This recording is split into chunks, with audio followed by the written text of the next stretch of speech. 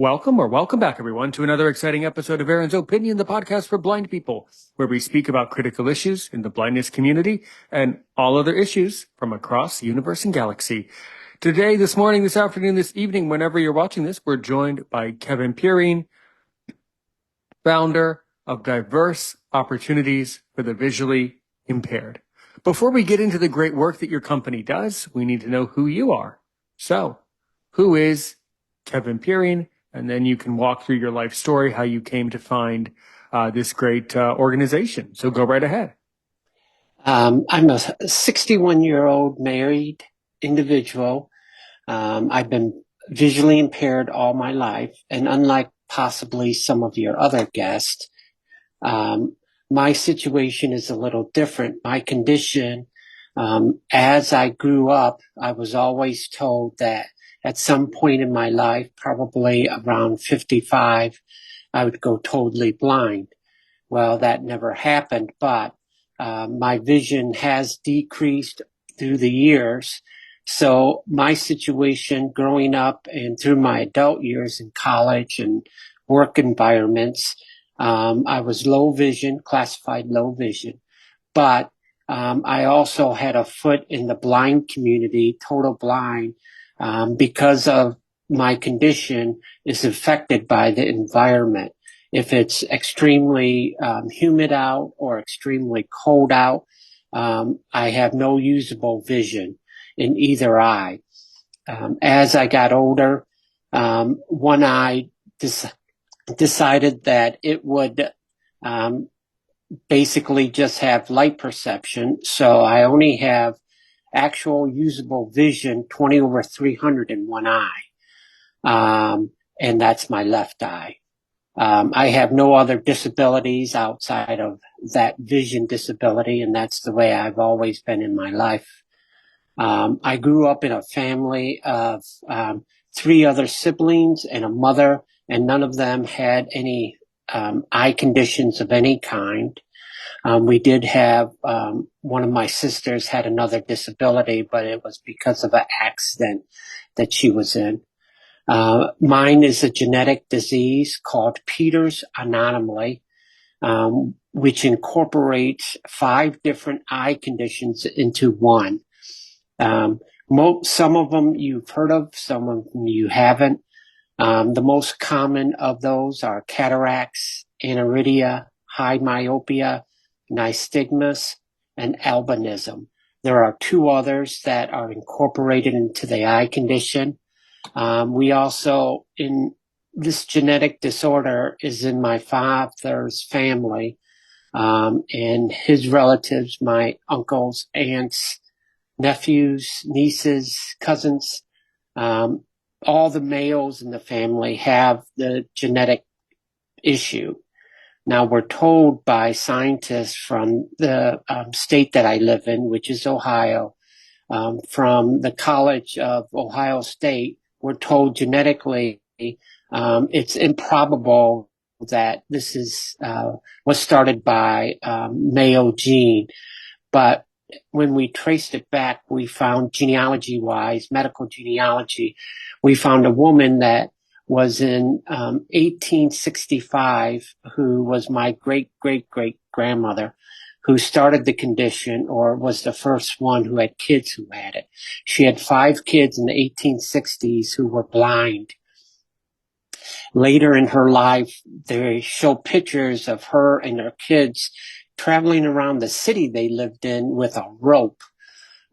Some people find it funny, and it is sort of in today's society with all the electronics that we have available. But with my current marriage, my wife is totally blind. She has prosthesis, and so she has no real eyes anymore. And so it's 2 visually impaired people living in one household. So we've had to make adjustments for that, such as when we walk around the house, go upstairs, downstairs, in the basement, wherever. We're always announcing where we're at if we know that other person is nearby. We've had some humorous things happen in the last 20 years of our marriage, and some not so humorous. One that is sort of humorous depending on who you are. My wife was cooking one day, and she has long hair, and she accidentally started it on fire. Because of I was nearby, I came to assist her and put it out, and obviously that scared her, but also it taught her a lesson to keep her hair bound up in a ponytail. Um, Over the years, I've had lots of scrapes and bumps because of bumping into things, falling over things, and doing other things in society that other people haven't done, found ways and resources around those. So currently today, myself and my wife live alone. My daughter, who is old enough now, lives um, in the same state that we do. And so we enjoy those kinds of things. Some of my hobbies are genealogy, doing genealogy for people. We enjoy lots of music. I enjoy um, reading large print or online articles. And in the last 25 to 30 years, I've had 2 to 3 different occupations. After college, I started out as a chef. I took training from a college in Ohio, became a chef, certified chef, did that for a couple years, then felt led to go into ministry work as a pastor. Went to college for 4 years for that in Kentucky. And then after about 20 years of doing that type of work, I found that there were a lot of people in the vision impaired community that weren't finding services or job employments, needed job coaches, and the list goes on and on and on of other things that this organization does that I founded. That catches you up pretty much, Aaron, to today. You're right, it does. Um, for one thing, let's start with the Peters anomaly. So, do you know that I have Peters anomaly? Oh, no, I didn't know that. So for that, we definitely need a whoa. We definitely need a Peters time, baby. Let's really talk Yeah, about this thing. I was so happy to hear that. Well, funny you bring up all this Peters anomaly stuff. So the condition, the anomaly that I have, affected my eyes like you. So I have glaucoma. I was also born with cataracts. My corneas were white when I came out. And I also have a congenital heart defect. okay, Funny you mention all this genealogy stuff because recently my mother was doing some research about it and discovered that it's a lot more research that is being done these days about Peters anomaly and where it came from. So for you to say that your great grandmother was one of the first people to be diagnosed, that's very important and very interesting. right. Because we're trying to figure out, where do these, and someone was asking me just last week, a couple episodes back, where do these disabilities and anomalies, like, how long have they been floating around in our DNA? So there you go, man. 1860s. But the answer is it's always been part of our DNA forever. It's just now we understand it. It's always been there is the Right. answer. If you look at the Sure. medical, if you look at the medical community, just like those conditions, there are equipment that Hmm. have evolved through the years, and they may not have had the same terms, like the nystagmus. Back in 1890, nystagmus wasn't known as nystagmus. They had other characteristics, other words they used for it, not always good words either. But also back in those period of time, people who had some of these conditions were seen as more than just disabled. They were seen as unintelligent. Or, so some of them were put into quote unquote institutions. In the state of Ohio, there's a place in about the middle of the state that used to be an institution for the mentally, criminally insane. And when you go to visit it, it's a tourist place now. When you go to visit it, their history tells them that they had people who were disabled, blind, people who had physical mobility issues, but they were considered, crazy because of what their family perceived as, oh, they were, non-functional. They couldn't work the farms. They couldn't do X, Y, or Z. Right, right. Absolutely. Yeah, no, I've learned a lot about that over the years, speaking to many people. I've even spoken to someone who was never in an institution himself, but he has a cognitive disability, and he knew people Mm-hmm. who were in an institution. Not, I don't name drop too much, but have you ever heard of Bill, Mr. Trouble Krebs? Yes, I think so. Yes. Yeah, that's who I talked to. He's Okay. great. He's amazing. Yeah. He really unfolded the story of his life in a serious and beautiful and entertaining way. But yes, he also educated me about how severe that problem is, and that this was a big problem in America, and this is still a big problem in developing countries. Actually, it's quite unknown, but quite a severe thing. So it's very true. Yeah, yeah, Well, the other thing is that for a lot of people who are new to visual um, problems, don't understand that there are different, like you and I might have the same disease name, but the severity is different, or some of the quote unquote side effects. You have a heart murmur. I don't have that, but I have albinism through my whole body, which means that my skin is a lighter tone, which means I can walk outside and on a sunny day, within 5 minutes, be burned indeed. uh, because of that albinism. But it also affects my eyes, which is part of the condition. So, but I've seen, metaphorically, I've seen a lot of people who don't understand that there's different degrees. You might be total. The guy next door might have 20 over 300 or 20 over 200. The average person in the society today don't understand that. They throw everyone into one category. Oh, you're blind. Okay, you can't see anything, which is not true. Right. Absolutely. You're so right. You're so right. And one of the things that I've actually learned, after speaking to other people who have albinism is that albinism does affect the eyes and does cause blindness. And I actually didn't know that, believe it or not. Mm-hmm. I would have thought for most of my life, I would have thought that if I said, oh, well, if you're an albino, you're blind, I would have thought that sounded ableist. But no, actually, it does affect your vision when you have albinism. So that's a very interesting and unknown thing that people don't understand about that. The fact is, there's a spectrum, and Mm-hmm. but for sighted people, that's a very challenging thing to internalize. That there's always a spectrum. It's not just one or the other. It's whatever you think it is, and that's a huge, complex behemoth of a problem for most of the population. Yeah, Right, right. yeah, yeah.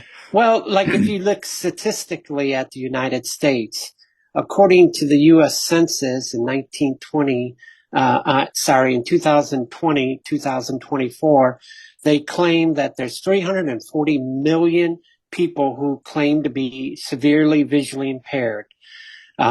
That's not your grandmother who has spectacles because of age. These Right. are people who are classified by a government office as being low vision or worse. And because of that, even though that might seem like a huge number, you have to compare that to the U.S. population as a whole, and then it becomes a very small number. And that's an excuse that people use who run companies who sell products to the visually impaired, is that because you're in the minority of the population, they don't make these products cheap. My wife and I just recently brought a Braille printer And we're not going to tell you what it costs, but um, most people would be shocked of what we paid for it. Well, we needed it for work, so we had to have it. And so that product that we purchase, most people who are on Social Security, let's say disability, can't afford that for different reasons, just because of the money that the government gives them, money that they might have in the bank, whatever. But I think for me, it's a matter of, I think there's a lot of opportunities out there for each individual to find ways or resources around that problem. And a prime example is just like for um, one of the programs that we do, we will translate print into Braille for you if you're a student. But you as the common visually impaired person can do that on your own if you know where to go to find the programs, which are free, to do it yourself. Then the other issue is finding someone who has a Braille printer to print them out for you. But I remember those Braille Blazers and Romeos and right. Juliets, and you do have to know how to use it, and they definitely have a personality, those things. So I mean, Oh, yes, they do. they they are very those things are so temperamental. It's just a printer. Why does it have to be so angry all the time? Those Yeah. things are the most, but the hysterical part when you think about that though is that for sighted people, when they print stuff out, even my own parents, when they print out a document, our Uh, printer gets jammed all the time too. I think printers are just weird machines. right. There's always some weird story about that. But of course, we'll delve into that a little bit later in a few moments. But you also made some interesting comments about some of your studies. So why don't we break down, so being a chef, right? Being around culinary art and food. So how did you get into that? And what has been your experience as far as navigating that as a blind person? Because a lot of blind people want to do that, and it's pretty hard if you're sighted to be a Yeah. chef. It's a pretty tough thing no matter what. So talk about that for a bit. That's really cool.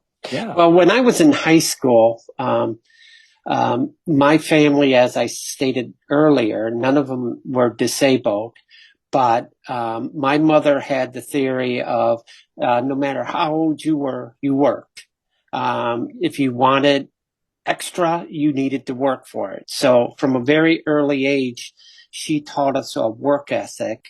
And because of that, in high school, I had an opportunity to work with a gentleman in a vending stand because that's what was acceptable at the time for visually impaired people, the vending program. But I took it a step further. When he had his stand, I said, you would get a lot more business if you had a grill. And he said, well, how would you do that? So him and I together learned how two blind people or visually impaired people would work on an actual physical grill. When we took that into account after helping him establish that and find a better grill cook, I thought, oh, I really like to do this. So I started working for a catering company in the local area that I lived at the time and worked my way up to a cook. I couldn't get any higher without going to college and having a chef degree. So I made the decision to go to a culinary arts program in Ohio and get that degree. There were a lot of people who the college itself, because of its size and because of their program, helped a lot. And to give them a plug, it's Hocking Technical College. And their staff was wonderful. Even though none of their staff had any types of disability, they went out of their way to help me. Because yes, we had to think of solutions and modify their kitchens for me. And at the time, there wasn't a lot of stuff like there is today, the measuring cups that had Braille on them and other products like that. But we found other methods to do things in the kitchen that are hints that we share now, my wife and I, with others when they come to us and say, oh, we have this issue as a blind person. A prime example is eggs. If you have trouble scrambling eggs, there's an easy way to do it without getting it all over you or the countertop. And that is, instead of using a small cereal bowl, use a mixing bowl, because the sides it's deeper. Yes, you still use a bowl, but you're just creating a non-issue for later. Cleanup is easier. So in this culinary arts program, we found solutions to do those kinds of things when it came to spices, where the average person could look at the label and say, oh, it says cinnamon. Well, if you're visually impaired, you learn your other senses and use those more wisely. You could smell it or you could taste it. Some spices you can taste and they have pungent taste. And once you figure those out, there you go. You don't have to have, and with today's electronic and other things, you can label those now. So it's easier to work in the kitchen. The best hint that I give people in our occupation is find ways, hints, ways that create a solution for you. Don't worry about your mother-in-law who's coming over and you have a braille label on that cinnamon. Don't worry about that. That's not there for her. She can look at the words where you need those. It's an opportunity for you to teach her, this is braille. This is how I read things. This is how I do things in the kitchen. If you know of other people in the visually impaired community, there's another woman who runs a program. She has a site and it's called the Blind Kitchen. And she sells products that help people who are visually impaired cook more safely in the kitchen. And this ranges from everything from cooking pads to timers. It just depends on, what you need and what kind of help. Right. Wonderful. Wonderful. So, what is your favorite meal to cook? If I came over to your home and you wanted to really impress me, and I have a very sophisticated palate. So Okay. what could you imagine to impress and I'm also a French speaker, so my sophisticated French palate. What would you want to make me? Well, it depends on the time of day. If you came over for breakfast, we would make you an omelet that we have special ingredients we use with that omelet. And the same thing with breads that we make. We use a special ingredient that most people don't know about. Even though they might have it in the refrigerator, they don't know that the uses of it. And that product is sour cream.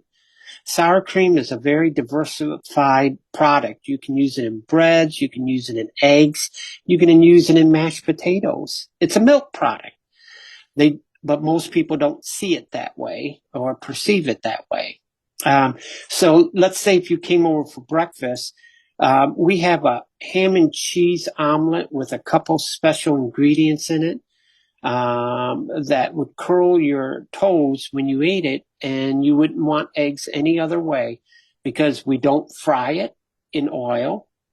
We don't boil it. We bake it. And because it's baked, it's lower in cholesterol. Because we bake it, we can add in other products that cook very well and come out of the oven very well. But not only that, we can cook a whole meal. We have cookie sheets where we can cook a whole meal on that cookie sheet. We can fix your eggs with the proper bowl. We can fix your bacon, your sausage, hash browns, muffins from scratch. My wife and I both enjoy making things from scratch. We don't like box products, not because they're not convenient, but just because homemade stuff tastes better. And we both, you mentioned your French palate. A lot of the stuff that we make go into Southern cooking, and it's stuff that, yes, some of the stuff that is made in other countries is excellent, but there's a lot of products in the USA meals. Meatloaf There's a secret ingredient that we use in meatloaf that you or other people might not think of, and it's stuffing. Think of the spices that are in stuffing. Well, once you put that stuffing in, A, you don't need crumbs, and B, because of the spices, you don't have to add anything else to it. You don't have to add pepper. You don't have to, you know, put other things in. But the one thing we would make for you for dessert is we have a special crock pot fudge recipe, and we can make it any flavor you want. We can make it in chocolate, peanut butter. We can, Yeah. or even vanilla.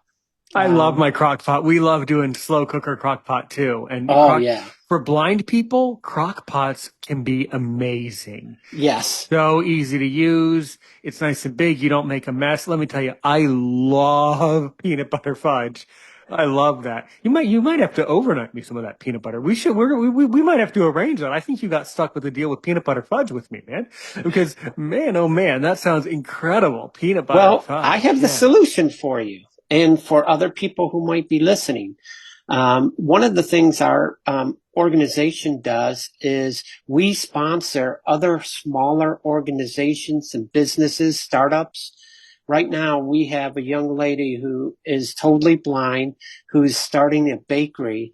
And one of the things that she makes is crock pot fudge, based on the people who come to her, what they want. She makes everything from cakes to muffins and it's all homemade. It's from scratch.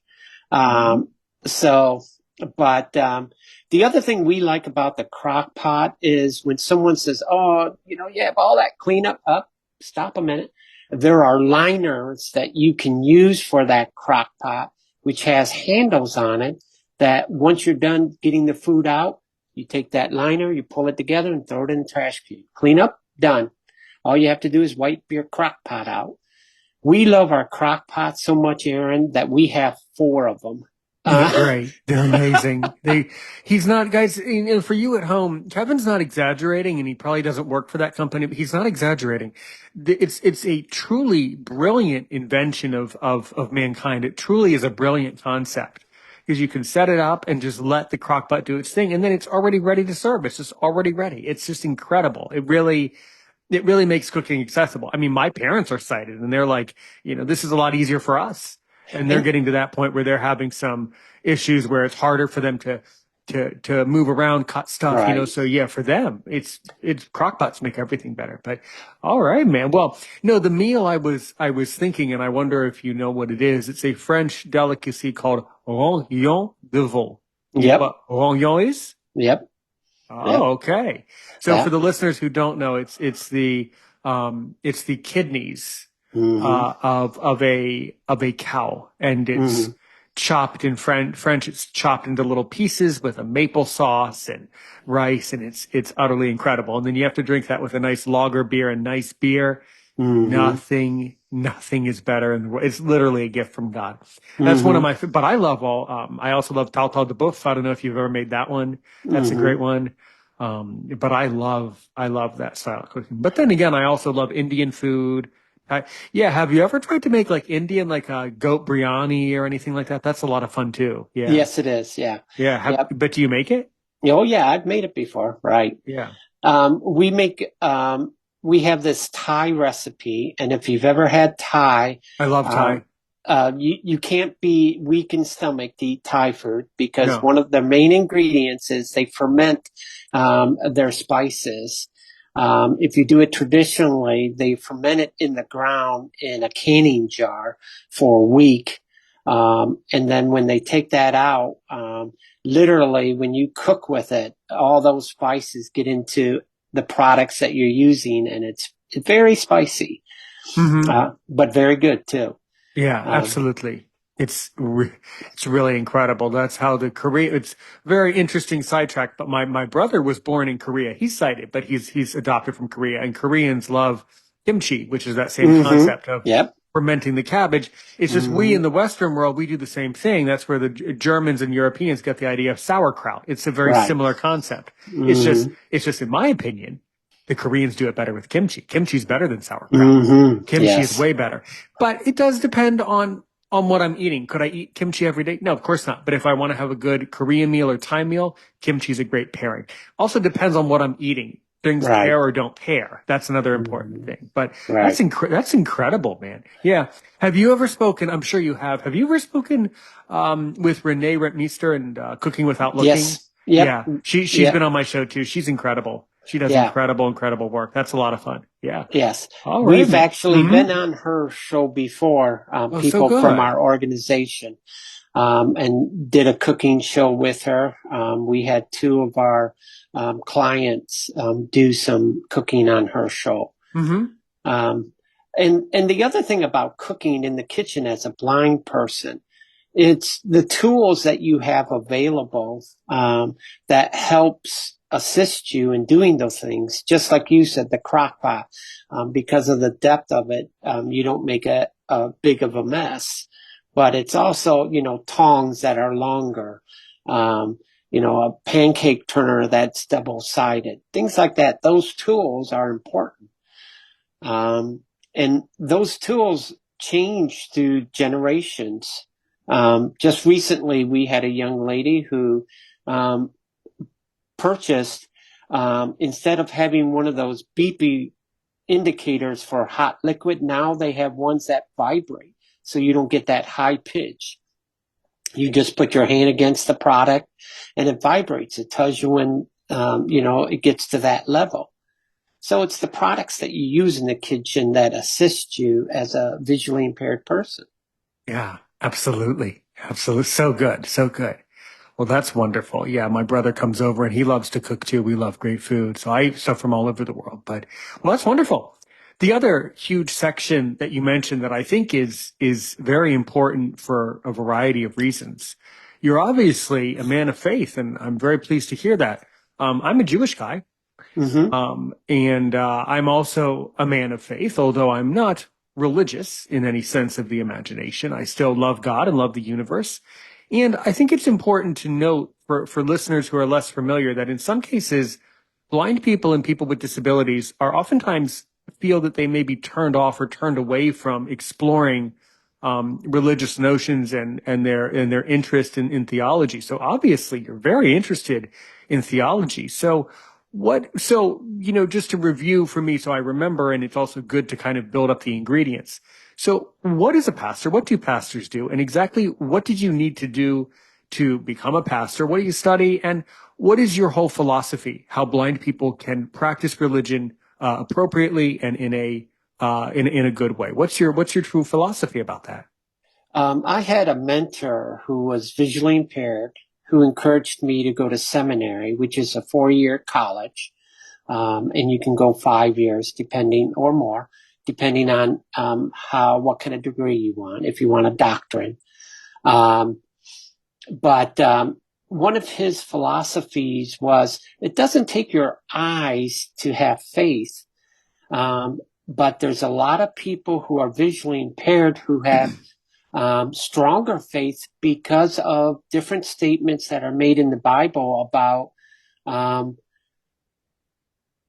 us in the current society not being able to physically see Jesus. We have bigger faith, more faith, stronger faith. Well, as a visually impaired person, a lot of people who study theological issues have stronger faith because they can't see it anyways. They can't see those symbols that some people put their trust or faith in, the cross in the front of the church, the chalice, those kinds of things. Because people who are visually impaired can't see that, they can concentrate on the one thing that it does represent is God. And so they can say that product was provided by God for me to do this or that. Um, and not only that, when I started going through seminary, it was the same situation as culinary arts. That school had to provide large print material for me, which was new to them because they had never done it before. But it was a learning experience for them and me, which made me reach out to other organizations which provided those types of materials. There are a few organizations in the U.S. that provide free Braille Bibles, free large print Bibles, depending on the size that you read. And because of electronics today, there are hundreds of Bibles online, no matter what your denomination faith is, whether you're Jewish or whether you're a Hindu. To me, it's not about that title. That title just says, me and my family or friends believe this way. It's more about that you believe in God, period, because that's the bottom line. It's about God. It's not about whether you get baptized as a baby, what marriage ceremony. Those are just ceremonies in that denomination or faith. That doesn't necessarily have to do with God. It's the things that are attached to that marriage, the binding between two people and God. And so to me, it's all about that faith or journey that you have. I have an African American friend who they're all about the journey. It doesn't matter to them whether you're Baptist, Jewish. It matters that you have a relationship with your God. It's not my God. It's your God. Um, and we have these talks about God and principles and philosophy of who and what he believes God is and what I believe and what my faith says. But the other thing with that is I don't think I don't have any right to judge you and say, you're a Jew. Oh, wow. You're not coming to heaven. Or I, I know that old adage that people get to heaven and there's this big building, and on the one door there's Baptists, on another door there's Jews, there's a third door that says Presbyterian. You walk in and it's all the same sanctuary. That's what it is. It's all just God. So it's the philosophy of doesn't matter what the sign out front says. It's what's in your heart and the relationship with God. Yeah, you're so right. Yeah. No, we always like to joke around about that, about in all of our faiths. No, well, when I go to heaven, my people are coming first and your people are Right. second. Yeah, yeah, but guess what? Guess what I'm suspicious of? I'm suspicious that the God guy is the same God. Doesn't Yes. matter what you call him. Now, but I'm not saying that's true, Kevin. I'm not saying that's true. I'm just saying that's my opinion. I don't know what Right. the truth is. And I think that's another facet of life that oftentimes if we're faced by mystery in our lives, there's a purpose for it, because the purpose of mystery is to go through the journey. And that there's things that have happened in my life that to this day, I can't understand why that happened. And I can't understand it because it was something that I should not understand. That if you understand, you're at the end of the journey. And I think that's not to promote my own opinion, although it is an opinion show, but I suspect that one of the things that does happen when we cross over is we learn about the purpose of things. We learn the truth about why. Mm-hmm. And so the reality is we shouldn't ask too many questions, not because it's not good to ask questions, but only because when we know the answer, we're on the other side. And that's to be known later. And I'm at peace with that. But people are very curious about that and do want to know what is ahead. But yeah, Well, yes. Uh-huh. but if you read hospice, the end of life statements that hospice put out for their clergy, one of the things that you'll read in there, it's not about what faith denomination they are. It's about the journey and where they're going and who they believe in. It's not about anything else. It's not about were they baptized, were they married in a church, were they, blah, blah, blah. None of those things matter. What matters is that they have some form of God in their life. What they call them, where they're at in their journey. Like you said, it's that next step, where they're going. Are they do they believe in a God that will help them to that next step. What that looks like, that's between them and their God. It's not my place to judge them. Because it clearly says all through scripture, we shouldn't do that. That's not our job. With my wife and I, we believe that our job toward each other is to help each other educate and learn who God is to us, what that relationship is and looks like, and forge that path together. So that way, at that end time, as you call it, that we're there together with our friends and family who believe also, no matter what church they went to, or what denomination they have faith in. Right. Yep. You're absolutely right. Yeah, sure, sure. So no, that's no, that's what I believe too. That's excellent. Mm-hmm. So then after you completed this seminary, and completed this studies in becoming a pastor. So pastors do many things, and each church or organization is obviously run a little bit differently. So exactly what is your influence in that? So what do you do when you were working as a pastor? What did you do? Well, I started off as a pastor of a church, of a small church. When in the denomination that I come from, normally you start off in the smallest church they have. And the smallest church they had at the time. Small, start very small and work your way up the food chain. Well, yeah, basically that's their principle, because it was training. It was learning personality, learning psychological, things that you needed to do and learn yourself, how to treat people a certain way, how to communicate. So you started with a smaller family congregation. The church that I was sent to only had 10 people in the congregation, and that was on a good Sunday. And because of that, you had to do things that most ministers in larger churches don't have to do. I had to do janitorial work. I had to clean the bathrooms because they only had 10 people and none of them knew how to do that correctly.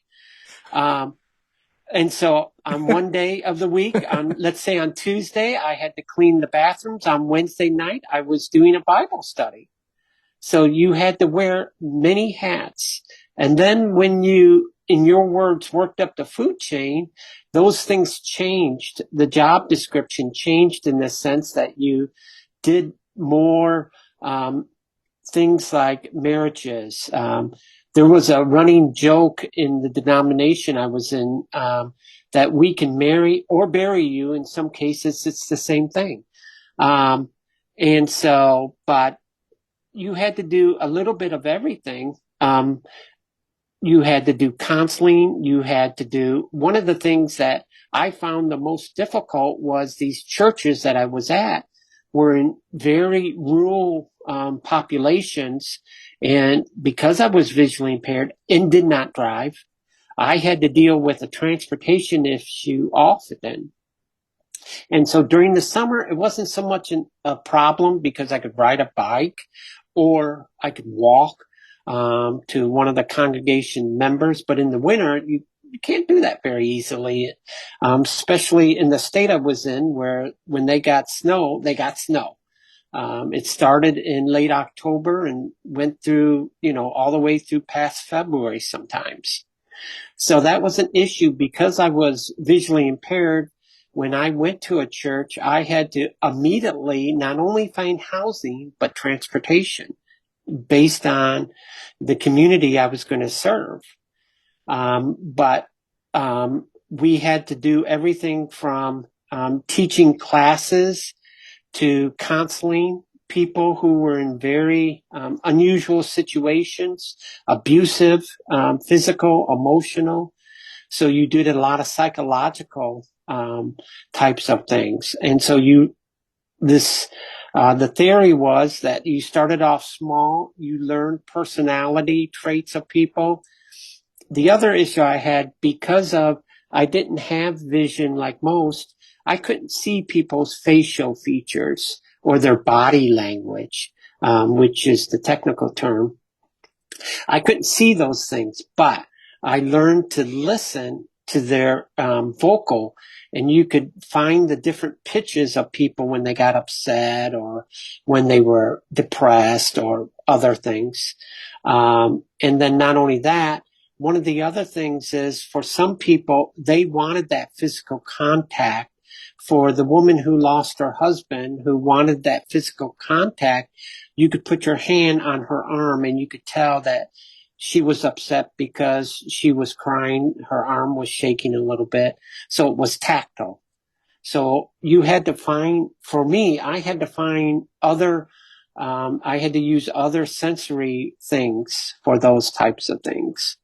So, but we did everything that you can think of. From in the first church, I had to cut the grass during the summer. I had to help put the roof on.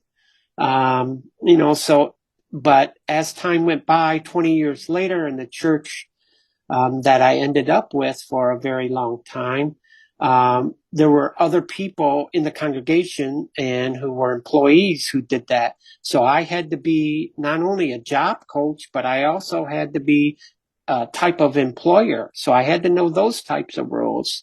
We had a kitchen. I had to know the health rules for that state that I was in. So there's a lot of other things that most people don't think about. I had to know the fire codes for the building because the congregation, a lot of them didn't know it. That, oh, you needed a door that could lock this way or be released this way. You had to have, a fire extinguisher in all the kitchens. Things that most people don't care about or don't know about. Yeah, yeah, no, that's all very entertaining and very endearing. Yeah. Yeah, that's great. So during all of your great work that you did for this congregation, what would you say is sort of an unexpected life lesson that you learned out of all of your work that you've done in being a pastor?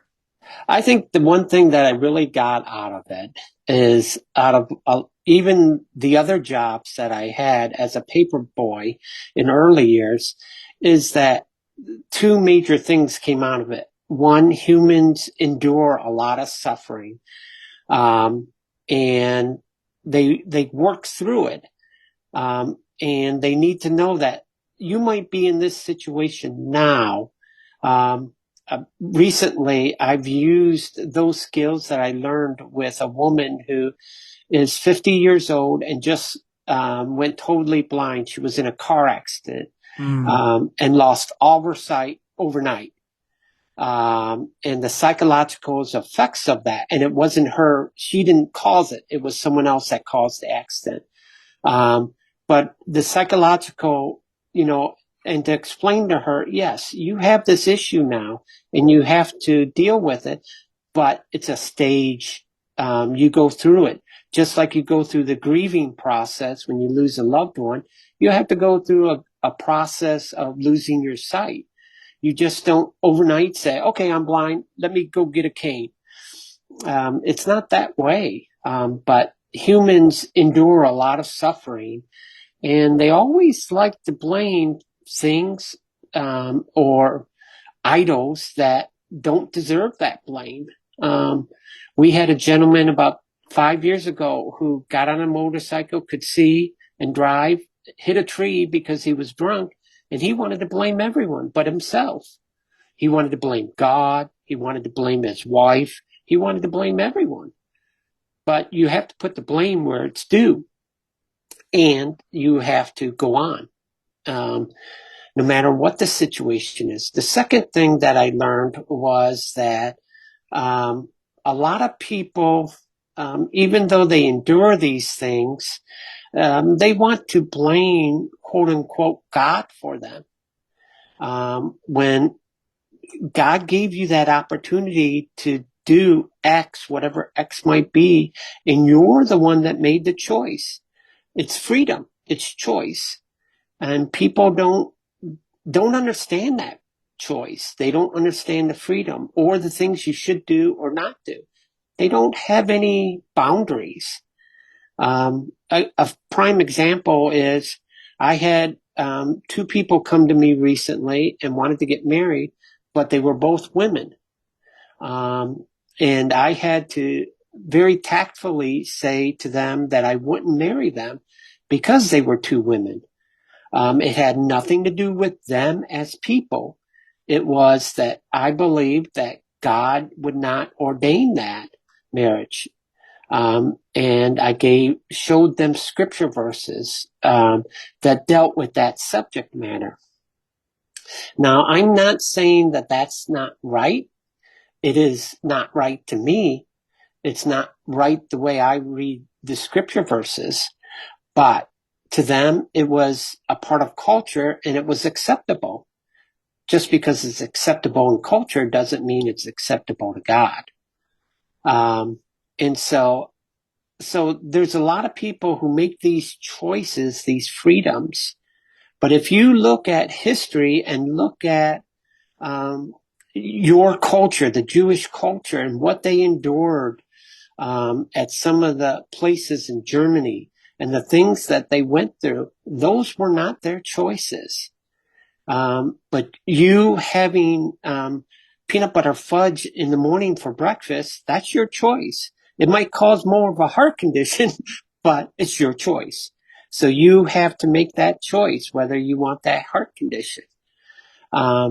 So endurance. I think people can endure a lot more than they believe.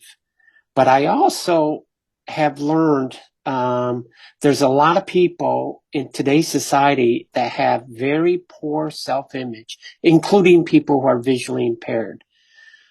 This woman who I was speaking of earlier doesn't believe now that she's blind, she can't do certain things. She can't cook. She can't do the job that she had before, even though it was a job she can do on a computer. And we had to show her that there are computer programs out there that you can use to do that same work. You just have to do it in a different style, in a variation of what you did before, and use this special software. So I think it's endurance. And nowhere does it tell me in my Bible that you will not suffer. I think it tells me the opposite. If those people in Old Testament suffer, why do we think we're any better than them? We will suffer and have our trials and tribulations. Yeah, you're so right. The point that really spoke to me, and I'm also a traditional conservative person, so you dealing with those two women, I do agree with you about that.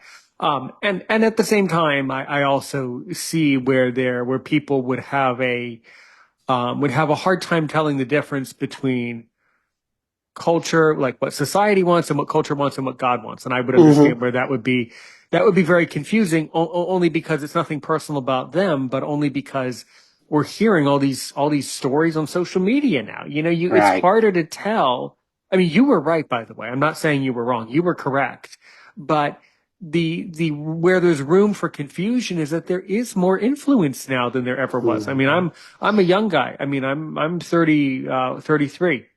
Um, and so, when I was a little guy in the 90s, growing up as a little kid, we didn't have influence. At least in my house, you did what your parents told you to do. End of Yeah. story. End of story. Goodbye. The end. Au revoir. Right. But Mm-hmm. but now we have these weird, and I'm not even going to use the word dysfunctional, although I just did. This other form of functioning where it's almost like to some point, some parts of our society seem like they have a very hard time functioning in any facet of their own society, whether it's their own life or anyone else's. There seems to be, and it's either my imagination or the truth, it seems to be there's a very high percentage of people, blind and sighted, who have a very hard time getting life done. They just have a hard time managing the ups, downs, and lefts and rights of life. And that's a very concerning thing, considering all the problems we face in the future. So I And think, do you think it is because they don't have a focus?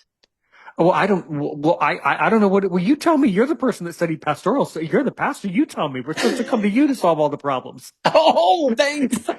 You, Thanks. you're supposed to solve all these problems for me. I think it I is think the focus.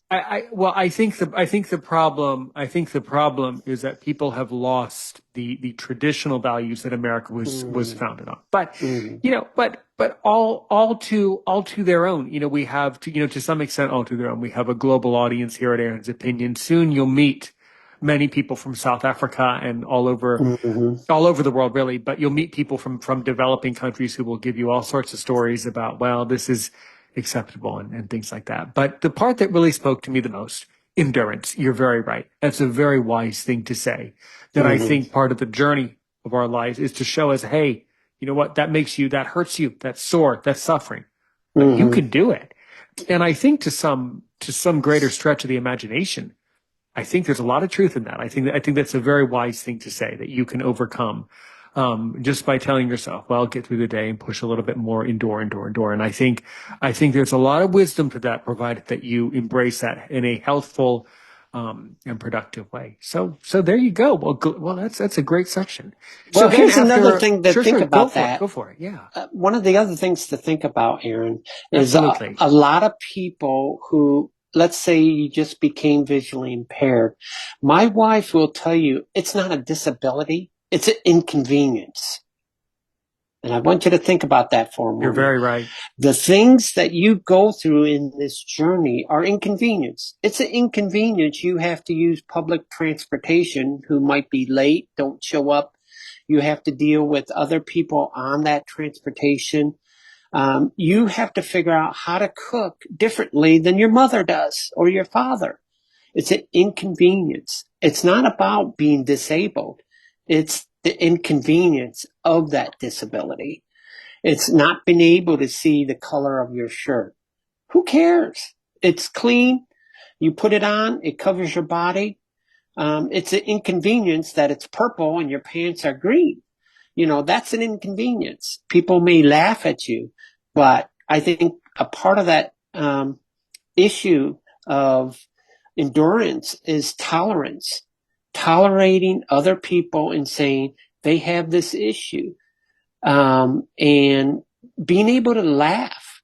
My wife and I laugh at each other all the time about some of the weirdest things that might happen because we're blind. Recently, we had someone said, "Oh, you don't got no lights on in here." Hello. We don't need lights. You might, but we don't. And so we had to physically turn on a light for them. But when we turned that light on, because we hadn't used it in probably years, it didn't work.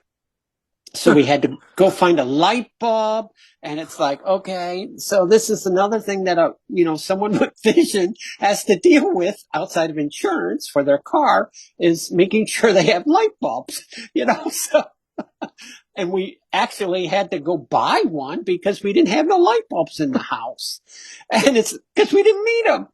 And I said to the guy who had this issue with us, I said, you know, I bet my electric bill is lower than yours because I don't have all those lights. I have a computer at home that doesn't even have a monitor to it.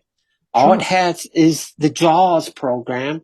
So it's all verbal. I have speakers, yes, but I don't need no monitor. I can't see it anyways. Why waste the money? So there's things that happen as visually impaired that you have to be, say to yourself, this is an inconvenience. And these things might happen, but it's not bad. It's just I have to find ways to deal with it and get around it. You learn that not overnight. Like for this woman, I said, you're not going to learn all this stuff overnight. You're not going to learn about braille writers and canes and blah, blah, blah. You're not going to learn those things overnight. It's time, and being tolerant and accept it, and saying, I need to work through these things and be strong. Like you said, be strong that you can do these things no matter what situation you're in. Right. We deal with a lot of people in our program for our organization who go the whole spectrum of issues. We had a gentleman who was 60 and got cataracts. and they couldn't do anything for him because the cataracts were so severe that they knew they would grow back. And so he basically put on a pair of sunglasses and sat down and expected his wife to take care of him.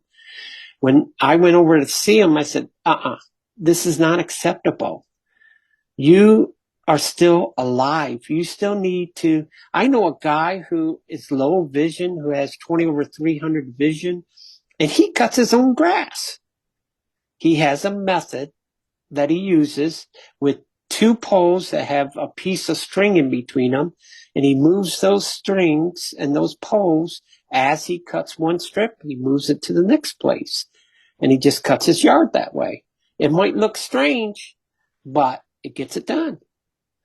So, it's the things that you do that you have to tolerate other people and what they might think or say about you, and say, well, that might be true, but I got it done, didn't I? Good for me. Yeah, you are 100% correct about that. So let's talk about diversity because that'll help us to segue into diverse opportunities for the visually impaired, right? Right.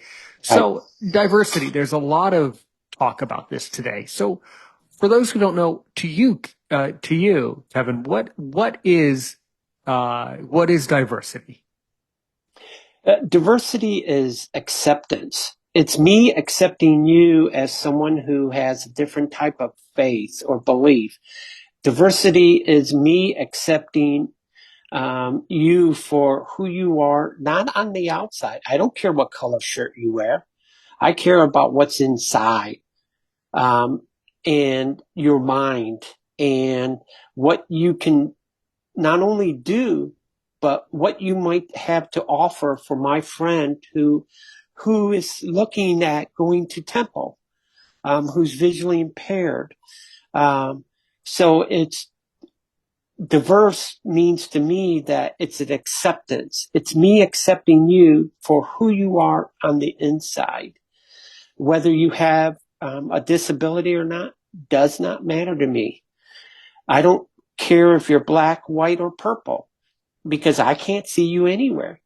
Because if you look at cultures of today, there are people in every culture who are treated badly, who treat others badly, no matter what your culture is. And so, and also, even in the vision impaired community, there are people who their personalities are such that don't rub other people right. So it's just not people who are disabled, but people who are disabled both fields. So diversity to me means I accept you, and whether that's tolerance or not, that's a different, whole nother conversation. But that's a part of the equation. Tolerance. It's me tolerating that guy who is Muslim and has his wife with a headpiece on. It's me tolerating him and saying to him, respecting him. That's diversity. It's respecting others. Just like you said earlier, the people in today's culture don't take some of those things that we had in the past, respecting your elders. I was on a bus recently, and because of school population, I had to stand up. And then some people got off, some kids got off. I sat down, and the next stop, this older person than me, and I'll tell you that I'm older than 60 years old. This older person than me got on, and she was using a cane. I got up and gave her my seat. There was no other seats available, but I stood up. And what really shocked me is some of the comments of people around me. They couldn't believe it. They were stunned that I did this for this woman who was older than me. And it wasn't about her age. It was, I respected my elders. My mother taught us to respect our elders. And she was an elder. I didn't know this woman from my next door neighbor. I didn't know her, but it was the respect. And when she got off the bus before I did, she said, thank you. I appreciate it. That's all my thank you needed to be. She didn't need to say even that. It was respect. We don't, in today's culture, a lot of times in our society, we don't respect others. So diversity says to me, respect those who have the knowledge, who can share that knowledge with you. Respect them because they can help you. Right. Yeah. That's very good advice, and you're always right. I always get a kick out of that when I go to France, how people in French culture offer blind people seats on buses and trains all constantly. And I can't tell, I mean, I guess they're both being nice, but it seems to be a cultural custom that you're just supposed to do that in France. Now, I don't know if Mm-hmm. it's simply a law, but it seems to be because anytime I'm on a public transportation, they always point out to me, "Oh, do you want to sit here?" Or here's the seat. Let me help you. That seems to be a behavioral thing. Yeah. It's a moral law. It's not I a can't say, law. well, yes, it is. In French society, I'm not sure if they're Yeah, instructed to yeah. do that or if that's just logical to them. But in some cases, although it's the right thing to do, in some cases, I think that I'm a young person and if I don't need to sit down, I don't need to sit down. So it could be seen either way as helpful or ableizing. But Have you either ever gone to way, Have you ever gone to China? no. China's the opposite. They believe first come, first seat. Whoever comes first, they deserve. It doesn't matter what's wrong with you. Doesn't matter if you're grandma. It does not matter. It matters who got on the bus first and found that seat. So it has. It's more about convenience. Right. And if we compare that convenience to our society in the USA, we in today's society, a lot of us, not necessarily me, but other people I know, it's about convenience. How convenient is this for me? It's the McDonald's way, for a better phrase or philosophy. It's, I want it my way. Um, I told someone recently, I've lived in the same neighborhood for 25 plus years. And in those 25 years, I can count on one hand how many kids, teenagers, have come to my door and asked if I needed help with snow removal, grass cutting. Kids today just don't do that. And part of that is, like you said earlier, they don't have that thinking from the past to help the elderly or help those who might not be able to do that, whatever the reason is. And my wife and I do that frequently in our neighborhood. We have a couple down the street from us, um, three doors down, who are older than us, and I go down and cut their grass. I do their snow removal. They try to give me money, and I never accept it. I tell them to take it to church with them and put it in the offering. Um, Yeah. it's just the morality of our culture of society in the U.S. If you go to the Philippines, I went to a little island called Cebu in the Uh-huh. Philippines. And if you would go there today, you would be shocked in their culture. If you have, if you get a monthly fee from the government of, let's say in today's society, the average visually impaired person gets about $600 a month, you would be considered rich in this on this island. You would be considered rich. You would live in a hotel. You would have mates who only get paid 50 cents a day. You could buy a meal for $4. Um, and so it's the culture shock is extreme. But that's their culture. And you have to remember that. It's respecting that culture when you go there. And not to make, rude comments or whatever. Oh, look at this woman, she's wearing clothes that look like they're from 1930. Well, it is 1930 to her because of their culture, their economy and stuff. She's glad just to have a job. So it's, to me, it's our society in the U.S. I talked to a woman in one of the nursing homes locally just recently, and she said, before I came in here, Pastor, I didn't know what kind of throwaway society we had for the elderly, but now I do. I said, I said, well, tell me about that. And she told me what she saw.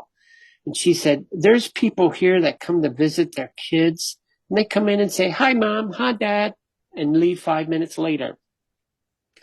And they're not related to them. They're just friends, for a better word. It's our society. And that's not a good thing in my mind, Certainly because not. if you look at the Chinese, what do they believe? They believe in the Amish. The Amish believe that their family is number two on their list. That family, the only thing above family is God. And they have their relatives who live in the house right next door. Here's grandma. Here's great great grandma who lived with grandma because grandpa passed away. We don't do that in our society anymore. We don't have that morality thinking, as you said earlier, that culture from the past. And there's bad things about that culture and good things, but we need to take a little bit of both. So it's tolerance. Diversity is tolerance too. Yeah. Yeah. Well, you're 101% correct, certainly, and I'm completely in agreement with you. Yeah. But so okay, so after you did all this great pastoral stuff, so what did you need to do to set up diverse opportunities for the visually impaired? Like, so what is the company? How did you start it? Like, how does it work? Yeah. Okay. Well, how you start a nonprofit organization varies from state to state, but the first thing you should do is go to the state attorney general office, and they're sometimes the governing organization in the state. And there is a long process that you have to do to become a nonprofit organization. And you have to have startup funds because, of course, because you're dealing with the government, there's a fees for these forms that you have to fill out and send in and things like that. And I had a very good partners who helped start it. The beginning governing board who helped with a lot of that process because it was visual and not online at the time. And a lot of it is online now, so you could do it by yourself. But when we started, we learned a lot about the vision impaired community as a whole, such as we learned the population ratio in our country, Canada, and Mexico.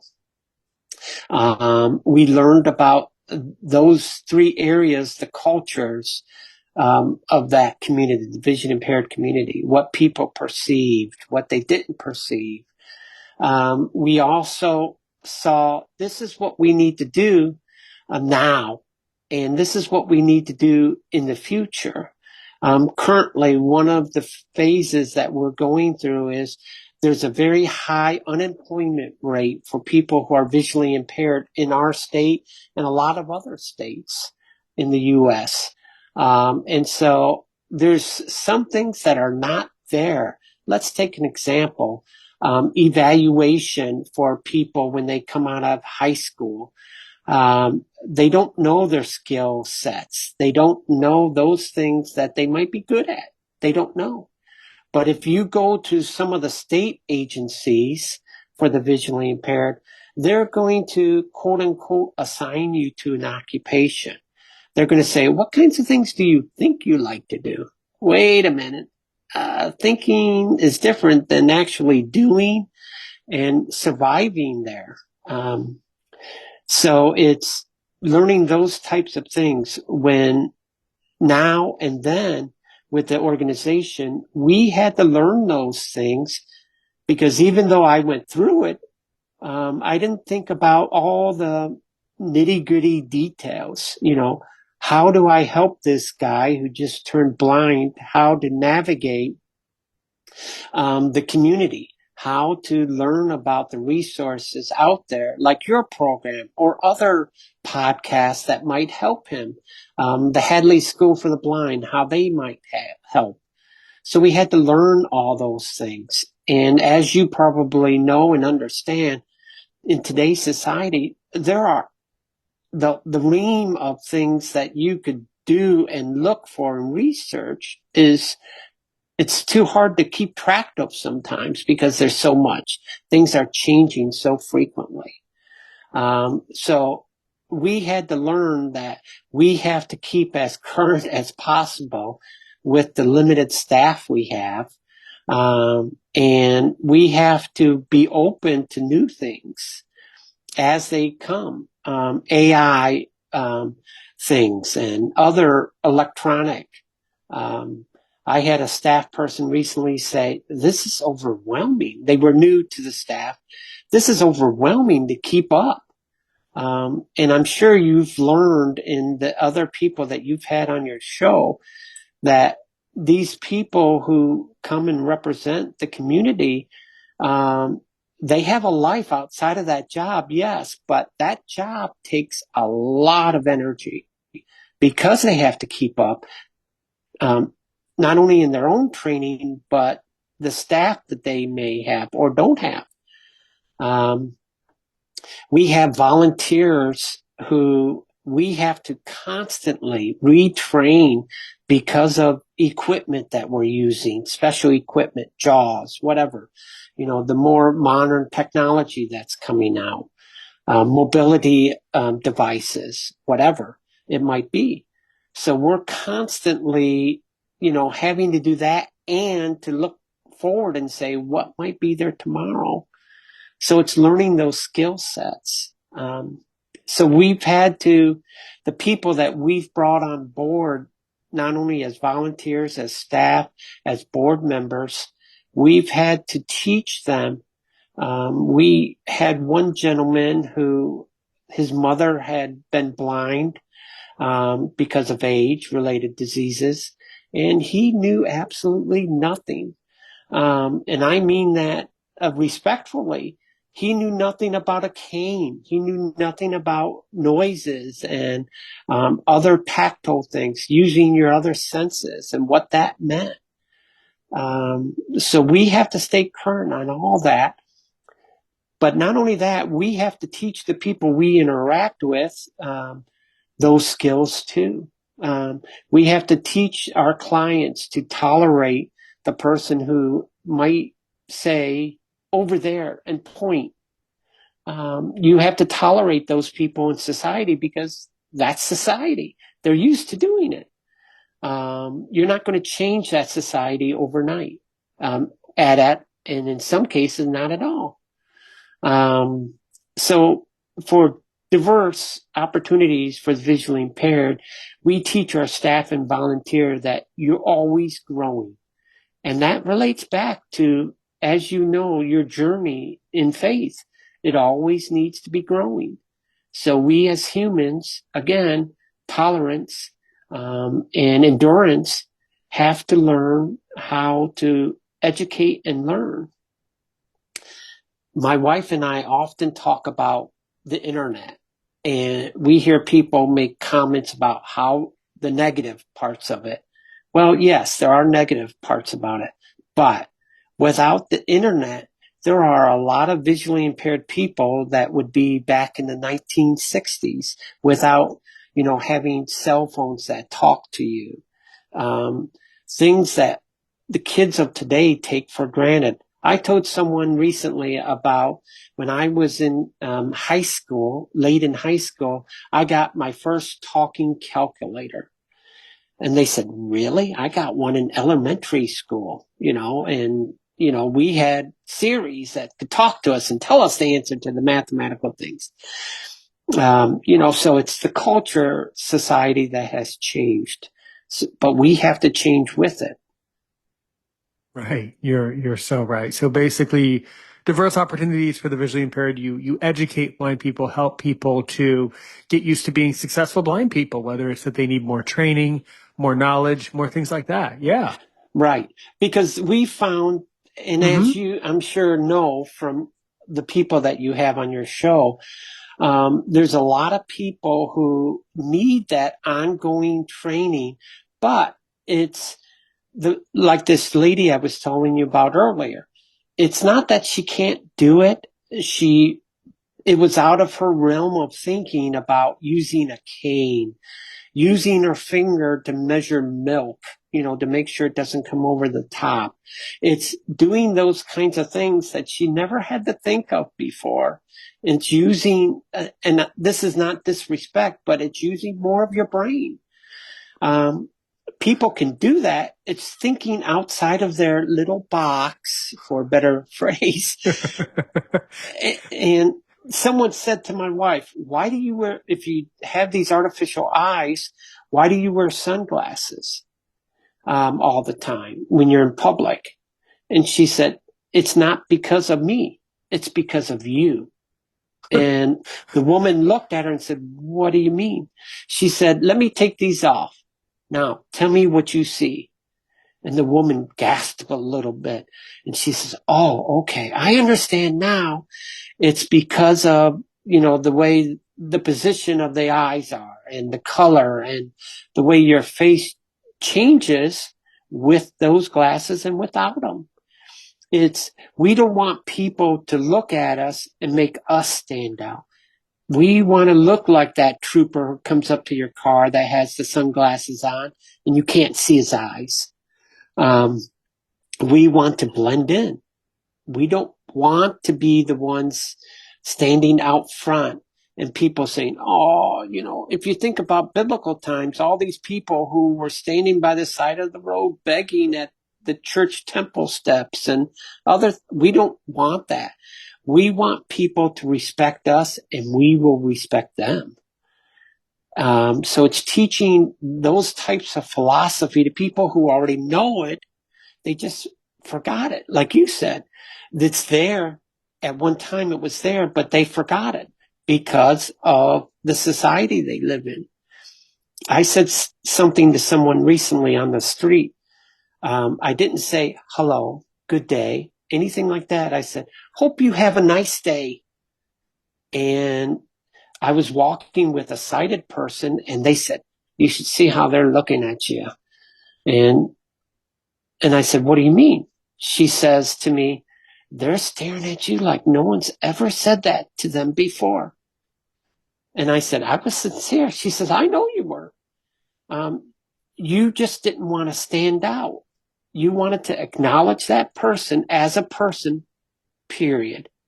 I want to acknowledge Aaron as a person first.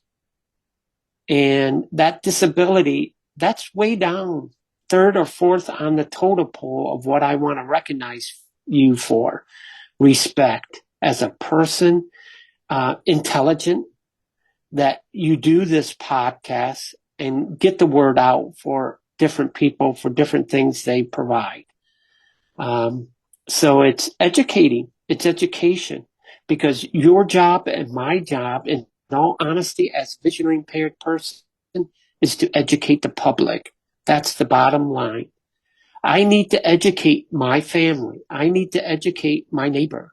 I need to educate the minister, whoever it might be. I need to educate them because they don't know. Or if they know it, they just don't realize they know it. You have to point it out to them. Yeah, you're so right about all this. And that's why Aaron's opinion is marked as an education. We're in the educational chart, education, for that very reason. I have noticed that other podcasts who do similar long form interviews are marked as society and culture. They're on that chart, but I'm not on that chart only because I'm an educator. This is supposed to be overall, although we talk about society and culture all the time. This is mostly supposed to be about education, and you're very right about that. Yeah. Mm-hmm. Yeah. Well, right. and because think about it. If you became blind yesterday, what do you need? What's the first thing you need? Education. Knowledge, yeah. Knowledge. You need knowledge. You need knowledge to survive for that day. So you need knowledge. That's education. Whatever format that looks like. So when a client comes to us new, we sit down with them and our intake takes an hour and a half to 2 hours. But it's not because we're just chit-chatting. In that conversation, we say to that person, tell us about your daily routine. Tell us about what you think you need first. Well, I need to do this because my house isn't accessible. Okay, let us help you with that. I used to love to read. Well, let us help you with that. We have a Braille class which teaches people first grade, second grade, UEB, whatever they need um, to survive this world. But it's education. It's teaching them.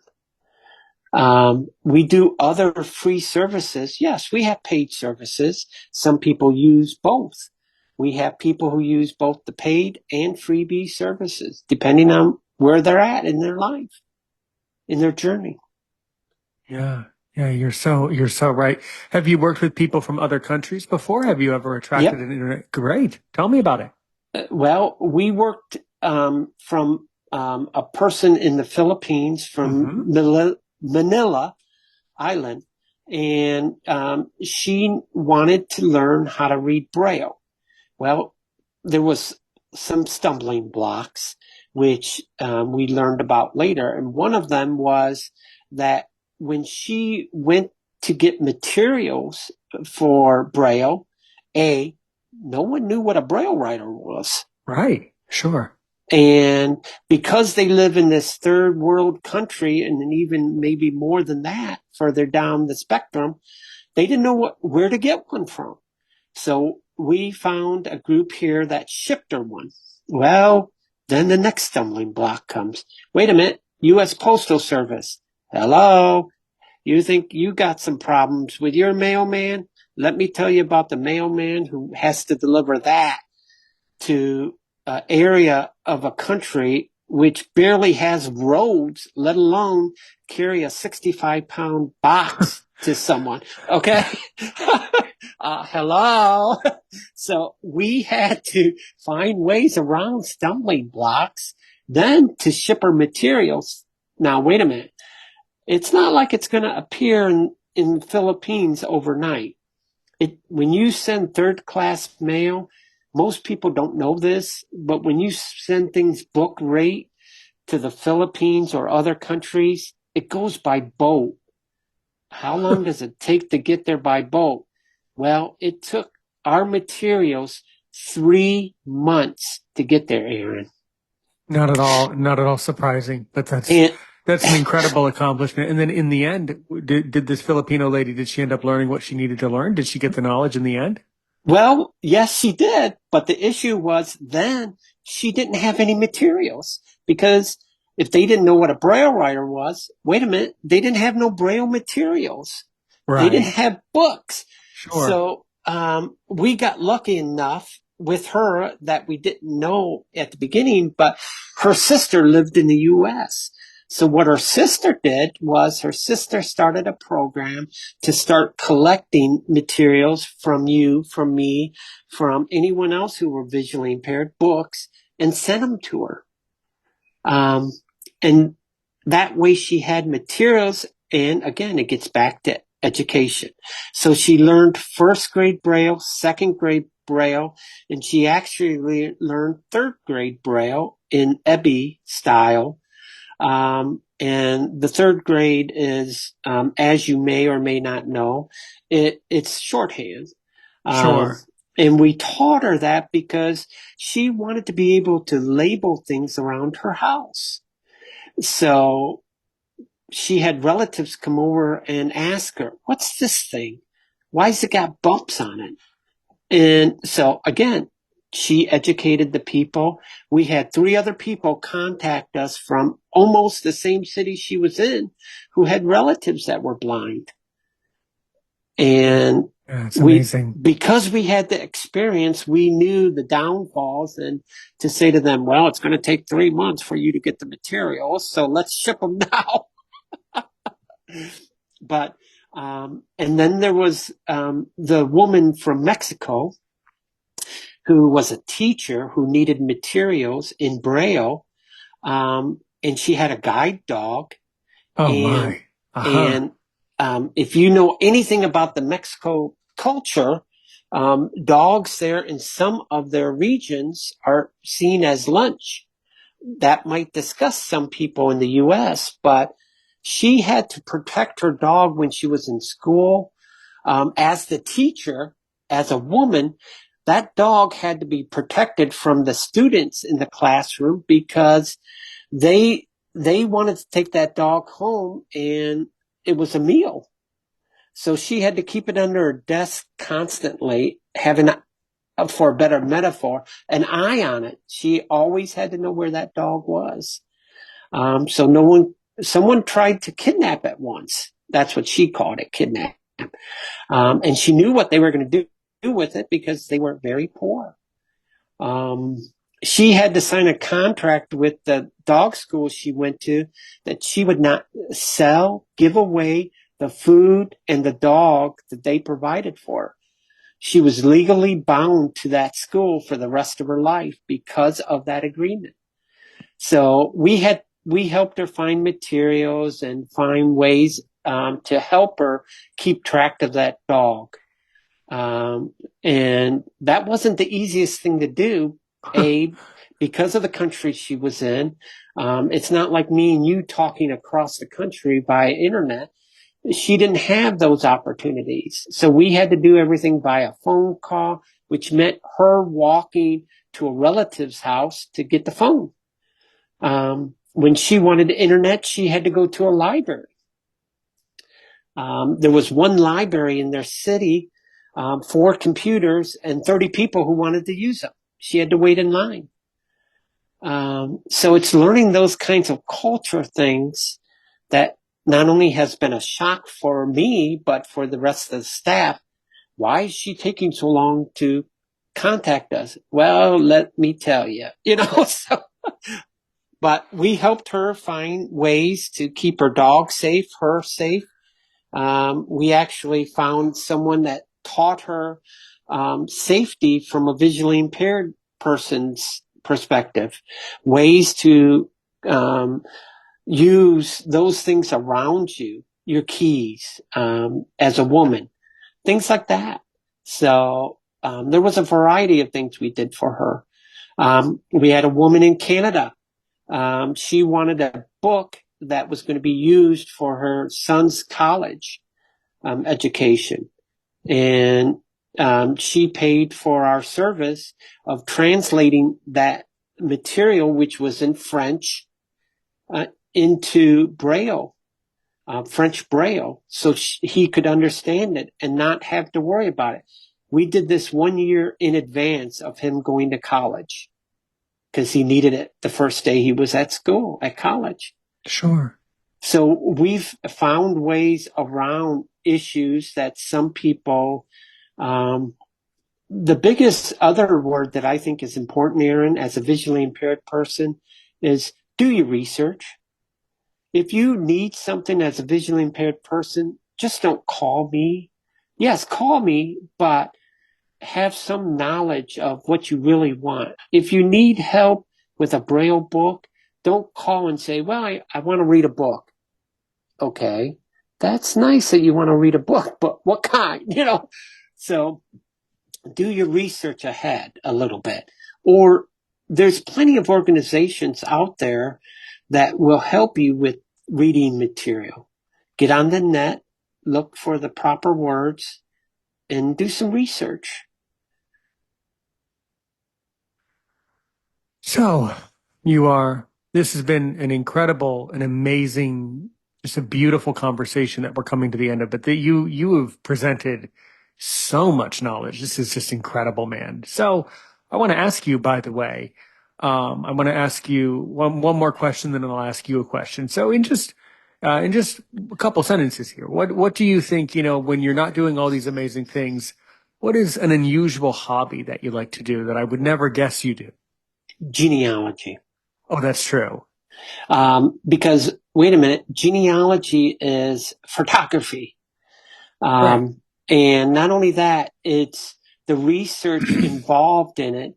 You might go to the Library of Congress to get a book, but I can tell you from personal experience, a lot of the libraries that have materials don't have them electronically, especially the older documents that might be from the 1850s or 1860s, the census, those documents are a microfilm. Wait a minute, that's a photo. I can't read a photo. That's not going to help me, you know? So, as a visually impaired person, that's part of the challenge. But the other part of genealogy is the written word. And as I said previously, I enjoy reading, but I also enjoy mysteries. Um, Doing people's genealogy, their family history, finding those, let's say, those little quirks in their family. Sometimes people like those, sometimes they don't. I did a recent family for someone, and they had a relative who was directly related to them that not only did he commit suicide, but the way he did it was just outrageous. He came home from work after an 8-hour day shift, and his parents were sitting on the front porch. And as he walked over the railroad tracks, a train was coming, and he just stood there, waved to his parents. The train didn't have enough time to stop, and he died because of the collision. And the articles that were in the paper about this suicide, that's what they called it, were graphic on how they said it. But the article was from 1890, and it's not like I can go and get microfilm and say, Sure. oh, there's the article, you know. So, luckily for It's me, fascinating. Yeah. with today's electronics, some of those things can be read. So You're it's very right. genealogy. Yeah, no, Answer. completely. I hope that as time goes on, as we get to know each other better, we'll certainly connect. Obviously, we'll keep talking off air, but I do hope that you will continue to do more genealogy research and connect it with this whole Peters anomaly stuff, because circling back to that before I ask my final question, circling back to all of that, there is a lot more research that's being done right now about Peters anomaly. So you could definitely play a part in that. And there's a lot that you can do to research that genetically and to get more information around the country about what's going on. But there's a lot of research. If you want to know more, let's talk off air about that. But Okay. Kevin, utterly fabulous conversation. As I said, truly, you are just a wealth of happiness and knowledge for people. This is just a fantastic, you're just a great person to talk to. So anyway, though, I'm sure you have a question about Aaron Richmond and Aaron's opinion. And as I always like to say, if you can ask me only one more question to really make me sweat, to really get under my skin as a podcaster, what do you really want to know about Aaron Richmond or Aaron's opinion? One more I question.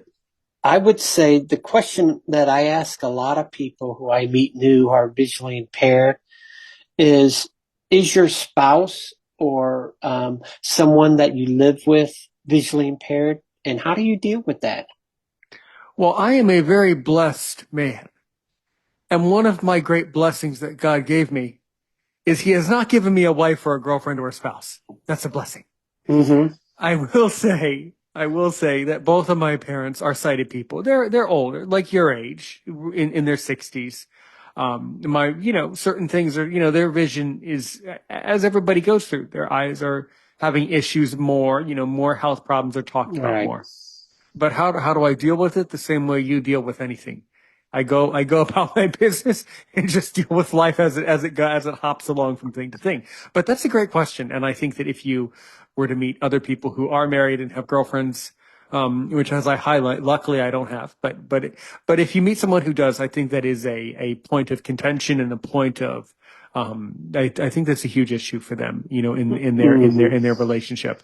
Um, but but luckily or unluckily, I'm not there yet in life. I have enough to do with my work and my podcast and just taking care of myself But you in a said the 12-hour magic. week. Yeah. You said the magic thing there with your parents, the interaction. It's Right. the interaction you have with them is, again, it's education. It's where you have the Absolutely. opportunity to educate them as sighted people that, oh, I have this issue. It's, it's an inconvenience, but I deal with it in this way. You're right. And so it's education again. It gets back to that education. And knowledge. You're very right. If someone wants Mm-hmm. to get in touch with Kevin, and diverse opportunities for the visually impaired. So, of course, they'll click the link in the description, but how do they get in touch with you? Well, we have two easy ways to get a hold of us. One is our email address, which is relatively simple. And then our phone number. Our email address is info, B as in boy, D as in David, at mail.com. And then our phone number is 567-318-2234. Well, there you go. All right. Well, thank you so much. And do you know how we end a beautiful conversation here on Aaron's Opinion? Do you know what I say? No. It is actually a part of my Jewish faith. We say, which is the concept of being helpful to the whole world. And the way we say it here at Aaron's Opinion is thank you so much. And help one person today, help 1 million people tomorrow.